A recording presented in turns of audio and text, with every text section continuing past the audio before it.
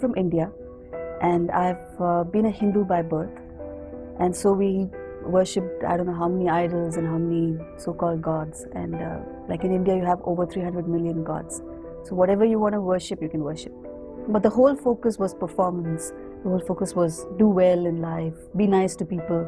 Then I got into one of the top schools in India for MBA, business studies. But after I reached there, I realized I wasn't doing that well. And my grades were not, the top. So I started getting depressed. I started feeling, why is this happening? Why am I not doing well? And I started sensing that there must be something between me and God that has gone wrong. Otherwise, God wouldn't let me go through all this.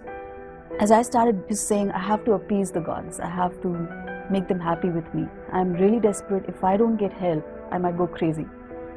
Or I might do something. I might run away or kill myself. I don't know.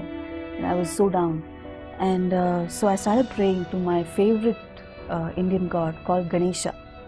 Ganesha is like the elephant god, and he is the god of education, of knowledge. And as a student, I said, oh, if he's on my side, I'll do well. So as I started praying, I closed my eyes. I knew the shlokas by heart. As I prayed, I saw a male tusker, a big, huge Indian elephant, charge towards me as I closed my eyes and prayed. And I opened my eyes and I said, this is really bad, because even my favorite god, Ganesha, has turned away from me. But they're not telling me why. What did I do? If they'll just tell me, I can change. And no one was answering. And then I remembered I had a Gideon's Bible, a little small Bible that I had got free in school. And so I opened that and I started reading. I don't even remember what I read.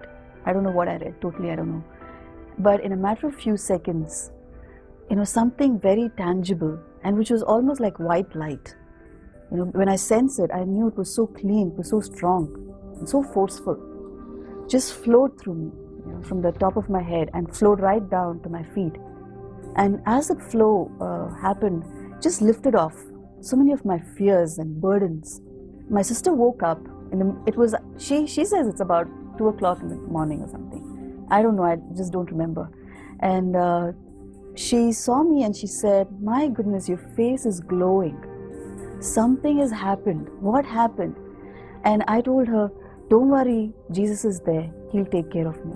So the next vacation, I came back to my home city, and I met the pastor of my church in India, which is New Life Fellowship. And he led me in the prayer. He told me what it means to be born again. I still tell everyone that I meet, I say, he's the only God who communicates. He's the only God who will answer you where you are. A lot of my friends immediately turned away from me, called me names. They say, oh, you're a fanatic, you are a rebel, you amount to nothing, you're a waste, because now you have Jesus as a crutch for you. I had to confront my own faith, my Hindu religion, I had to confront. And it was difficult initially because it's like, why only Jesus? What's so special about you that is different from all my other gods? Because in the Hindu faith, it's like all roads lead to the same God. Everyone somewhere gets to the door.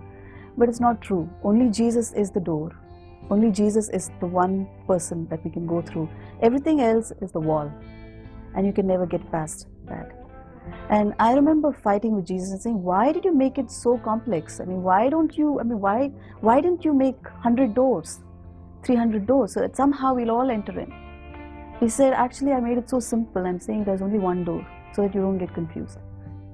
Because even if I made 100 doors, the enemy is going to make 1,000 doors, which is going to complicate even more. So I said, there's only one door, and I'm that door. Come through me to the Father.